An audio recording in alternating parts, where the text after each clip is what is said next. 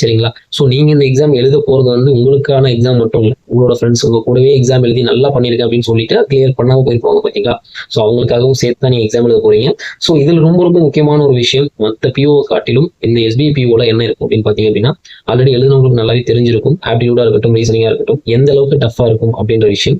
So நீங்க aptitude வந்து மற்ற எக்ஸாம்ஸ் பிஓ இல்லை கிளப் பார்த்தீங்க அப்படின்னா, ஆப்டிடியூட் வந்து ஒரு வருஷம் இதுல பிஓல ஒரு எக்ஸாம்ல ஆப்டிடியூட் டஃபா வச்சானா, அடுத்த வருஷம் பார்த்தீங்கன்னா அதே பிஓல வந்து ரீசனிங் டஃபா வைப்பான். பட் ஆனால் எஸ்பிஐ பிஓல வந்து பார்த்தீங்க அப்படின்னா மெயின்ஸ் எக்ஸாம்ல உங்களுக்கு ஆப்டிடியூட் எப்பவுமே டஃபாக தான் இருக்கும். சரிங்களா? இது வந்து நம்ம தாராளமாக சொல்லலாம். சரிங்களா? எக்ஸாம் எழுதுங்க. ஸோ இந்த ஆப்டிடியூட்ல பார்த்தீங்க அப்படின்னா உங்களுக்கு வந்து டோட்டல் வந்து ஒரு 30 கொஸ்டின்ஸ் இருக்கு அப்படின்னா, இந்த 30 கொஸ்டின்ஸ் உங்களுக்கு ஸ்கோர் வந்து பார்த்தீங்க அப்படின்னா 60 மார்க். நீங்க உங்களோட மைண்ட் என்ன சொல்லும் அப்படின்னா, நம்ம வந்து ஃபுல் அண்ட் ஃபுல் இந்த ஆப்டிடியூட்ல ஃபோக்கஸ் பண்ணணும், அந்த மாதிரி நீங்க நினைப்பீங்க. ஸோ அந்த தப்பை பண்ணாதீங்க. சரிங்களா? ஆப்டிடியூட்ல வந்து பாத்தீங்க அப்படின்னா ஸ்கோர் உங்களுக்கு அதிகமா வரும் அப்படின்ற ஒரு காரணத்துக்காக கொஸ்டின்ஸ் அதிகமாக அட்டன் பண்ணணும்னு நினைக்காதீங்க. நல்ல ஒரு டாப்பர் இருக்கா பார்த்தீங்களா, அவன் வந்து எவ்வளவு போடுவான் அப்படின்னா 5 கொஸ்டின்ஸ் போடுவான், அதிகபட்சமே 5 கொஸ்டின் போடுவான். சரிங்களா?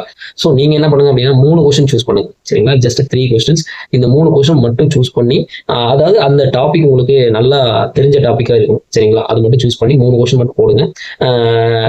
இதுல வந்து ஈஸி அப்படின்னா என்னன்னா, உங்களுக்கு வந்து இந்த நம்பர் சீரியஸ்ல வந்து பாத்தீங்க அப்படின்னா உங்களுக்கு வந்து ஒரு 3 சீக்வன்ஸ் கொடுத்துட்டு அதை வந்து மிஸ்ஸிங், அதுக்கப்புறம் அந்த 2 மிஸ்ஸிங்குள்ள டிஃபரன்ஸ், அந்த ஒரு 3 சீக்வன்ஸ்ல இருக்கிற மிஸ்ஸிங் நம்பருக்கு வந்து ஒரு PQR அந்த மாதிரி அவங்களே ஒரு லெட்டர் கொடுத்துட்டு அந்த மிஸ்ஸிங் நம்பரை வச்சு உங்களுக்கு வந்து கொஸ்டின் கேட்பாங்க. சரிங்களா? ஸோ கொஸ்டின்ஸ் அந்த மாதிரி இருக்கும். ஸோ நம்பர் சீரிஸ் வந்து நீங்க டிஐ எடுக்காம இந்த நம்பர் சீரிஸ் நீங்க ஃபோக்கஸ் பண்ணலாம். சரிங்களா? கொஞ்சம் ஈஸியா இருக்கும். நீங்க ஆனா கொஸ்டின் பாக்குறப்போ உங்களுக்கு ரொம்ப டஃபா தெரியும். ஓகேங்களா? பட் ஆனா கொஸ்டின் இந்த நம்பர் சீரிஸ்ல ஈஸியா கேட்பாங்க. ஆப்டிடியூட்ல எஸ்பிஐ பிஓ மெயின்ஸ்ல நீங்க வந்து கொஸ்டின் பாக்குறப்போ டெஃபினட்டா இது நமக்கு வராது, இந்த டைப் நம்ம பார்த்ததே இல்லை அப்படின்ற மாதிரி இருக்கும். பட் ஆனா அது வந்து உங்களால சால்வ் பண்ண முடிஞ்ச அளவுக்கு தான் இருக்கும். சரிங்களா? ஸோ அது நீங்க ட்ரை பண்ணலாம். ரீசனிங் வந்தீங்க அப்படின்னா ரீசனிங் எந்த கொஸ்டின் எடுத்தாலுமே உங்களுக்கு வராதுன்ற மாதிரி இருக்கும். என்ன அப்படின்னா உங்களுக்கு வந்து ஒரு டாபிக்ல இருந்தும் ஒரு கொஸ்டின் கேட்டிருப்பாங்க. பிளட் ரிலேஷனா இருக்கட்டும், கோடிங் டிகோடிங்கா இருக்கட்டும், இன்புட் அவுட்புட்டா இருக்கட்டும், இதுல எல்லா டாபிக் வந்து கொஸ்டின் வந்திருக்கும். பட் ஆனால் நீங்க எந்த கொஸ்டின் எடுத்து ஒரு 3 நிமிஷம் சால்வ் பண்ணாலும் அந்த 3 மினிட்ஸோட எண்ட்ல வந்து உங்க மைண்ட் என்ன சொல்லும் அப்படின்னா, நீங்க இன்னும் 30 நிமிஷம் எடுத்தாலும் இதை நீ சால்வ் பண்ண மாட்டேன் அப்படின்ற மாதிரி சொல்லும்.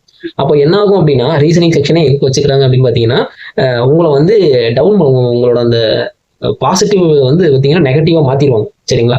ஸோ என்னன்னா காமா இருங்க. எந்தெந்த கொஸ்டின் எந்தெந்த டாபிக்ல இருக்குதோ, நான் நிறைய டைம் சொல்ற மாதிரி என்னன்னா ஈஸியா இருக்கிற டாபிக்ஸ், இப்போ பிளட் ரிலேஷன், இந்த கோடிங் டிகோடிங் இதெல்லாம் ஈஸியா தான் இருக்கணும் இல்லை, பியூ மெயின்ஸ்ல டெஃபினட்டா டஃபா தான் இருக்கும். ஸோ அந்த மாதிரி டாபிக் எடுத்து மாட்டிக்காதீங்க. சரிங்களா? முடிஞ்ச வரைக்கும் பசில் எடுக்க பாருங்க. அந்த பசிலே பாத்தீங்க அப்படின்னா ஒரு பசில் ஈஸியா இருக்கும். சரிங்களா? ஸோ டெஃபினட்டா ஒரு பசில் ஈஸியா இருக்கும். பட் அந்த நீங்க தேடி கண்டுபிடிச்சிட்டீங்கன்னா போதும். சரிங்களா? ஸோ என்ன பண்ணுங்க அப்படின்னா ரீசனிங் ஆப்டிடியூடுக்கு வந்து ஒரு ஃபர்ஸ்ட் 5 மினிட்ஸ் எடுத்துக்கோங்க. இந்த 5 மினிட்ஸ்ல என்ன பண்ண போறீங்க அப்படின்னா உங்களுக்கு A to Z இந்த ஃபர்ஸ்ட் கொஸ்டின்ல இருந்து லாஸ்ட் கொஸ்டின் வரைக்கும் 5 மினிட்ஸ் அனலைஸ் பண்ணுங்க. ரீசனிங் அண்ட் ஆப்டிடியூட் 2 டாபிக்லையும் ஃபுல்லா அனலைஸ் பண்ணிட்டு அதுக்கப்புறம் வந்து அப்ரோச் பண்ணுங்க. சரிங்களா? எல்லா எக்ஸாமுக்கும் 2 நிமிஷம் தான் சொல்லுவேன். இந்த எக்ஸாமுக்கு வந்து 5 மினிட்ஸ். எதனால அப்படின்னு பாத்தீங்க அப்படின்னா கொஸ்டின்ஸ் எல்லாம் புரிஞ்சுக்கிறதுக்கே கொஞ்சம் டைம் எடுக்கும். ஸோ அதனால 5 மினிட்ஸ் எடுத்துக்கோங்க. அதுக்கப்புறம் வந்து நீங்க சால்வ் பண்ண ஸ்டார்ட் பண்ணுங்க. சரிங்களா? அதுக்கப்புறம் அந்த இங்கிலீஷு உங்களுக்கு வரதான் வரும். ஸோ போட்டு ஸ்ட்ரெயின் பண்ணிக்க வேண்டிய டைம் ஸ்கோரும் கம்மி தான். சரிங்களா? ஸோ அதனால போட்டு அதை ஸ்ட்ரெயின் பண்ணிக்காதீங்க. எனக்கு தெரிஞ்ச கொஸ்டின் வில் பி ஈஸி தான் இங்கிலீஷை பொறுத்த வரைக்கும். கரண்ட் அஃபேர்ஸ் பார்த்தீங்க அப்படின்னா அக்யூரஸியா போடுங்க. கொஸ்டின் தெரியாம ஆன்சர் தெரியாம அட்டன் பண்ணாதீங்க. சரிங்களா? அதுக்கப்புறம் பார்த்தீங்க அப்படின்னா டிஸ்கிரிப்டிவ்ல பார்த்தீங்க அப்படின்னா நிறைய பேருக்கு நிறைய டவுட்ஸ் இருந்துச்சு. என்ன அப்படின்னா டிஸ்கிரிப்டிவ் பொறுத்த வரைக்கும் நீங்க வந்து அந்த வேர்ட் கவுண்ட் இருக்கு பார்த்தீங்களா, அந்த கவுண்ட் வந்து நீங்க கம்ப்ளீட் பண்ணணும். அதுக்கப்புறம் பார்த்தீங்க அப்படின்னா அந்த ரிப்பீட்டட் வேர்ட்ஸ் இருக்கு பார்த்தீங்களா, நீங்க வந்து ஆல்ரெடி டைப் பண்ண வேர்டையே திரும்ப டைப் பண்ணியிருப்பீங்க, அதெல்லாம் ஏதாவது நெகட்டிவ் மார்க் அந்த மாதிரி ஏதாவது இருக்குதா அப்படின்னு கேட்டிருந்தீங்க. ஸோ அது மாதிரி எதுவுமே கிடையாது. ஒரு சென்டென்ஸ் கிராமட்டிக்கலி கரெக்டாக நீங்க டைப் பண்ணணும். சேம் சென்டென்ஸ் திரும்ப ரிப்பீட் ஆகலாம். பட் அதுல ஒரு வேர்டு சேஞ்ச் ஆயிருந்தா கூட ஓகே தான்.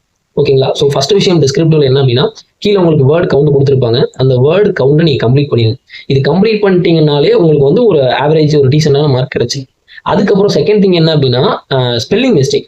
இந்த ஸ்பெல்லிங் மிஸ்டேக் செகண்ட் திங், இது வந்து ரொம்ப ரொம்ப இம்பார்ட்டன்ட். ஸோ அது பார்த்துக்கோங்க.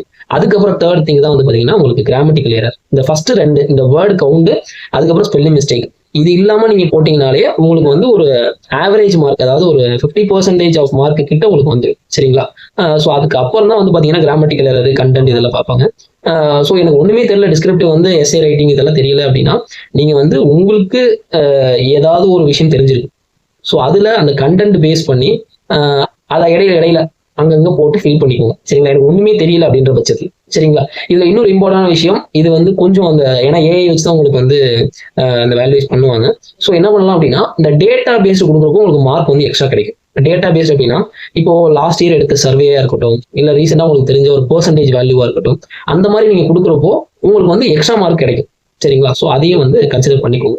சரிங்களா? ஸோ இந்த டைம் வந்து பாத்தீங்க அப்படின்னா, நீங்க டிஸ்கிரிப்டிவ்க்கு வந்து ஆர்டரா எடுத்துக்கோங்க. இப்போ லெட்டர் ரைட்டிங் எவ்வளவு எடுக்க போறீங்க, எஸ்ஐக்கு எவ்வளவு எடுக்க போறீங்க, இது எல்லாமே வந்து பார்த்து நீங்க ப்ரீவியஸா பிளான் பண்ணிக்கோங்க. பிளான் பண்ணிட்டு அதுக்கப்புறம் அப்ரோச் பண்ணுங்க. சரிங்களா? ஸோ இந்த எஸ்பிஐ பிஓ பாத்தீங்க அப்படின்னா 650 வேகன்சி, உங்க கூடவே பழகிட்டு இருந்த உங்களோட ஃப்ரெண்ட்ஸ் வந்து கிளியர் பண்ணாம போயிருக்கலாம். சரிங்களா? ஏன்னா ரொம்ப மினிமம் நம்பர்ஸ் தான் வந்து கிளியர் பண்ணியிருக்கிறீங்க. ஸோ அவங்களுக்கும் சேர்த்து தான் அந்த எக்ஸாம் எழுதுறீங்க. சரிங்களா? ஸோ டெஃபினட்டா எழுதுற எல்லாருமே கிளியர் பண்ணணும். ஓகேங்களா? டிஎன்ல இருந்து அப்படின்னு நான் ப்ரே பண்ணிக்கிறேன். ஸோ நல்லா பண்ணுங்க, காமா பண்ணுங்க. மெயின்ஸ் பொறுத்த வரைக்கும் அதுதான், காமா பண்ணுங்க. கொஸ்டினை சூஸ் பண்ணி அட்டன் பண்ணுங்க. ஓகேங்களா? All the best. தேங்க்யூ.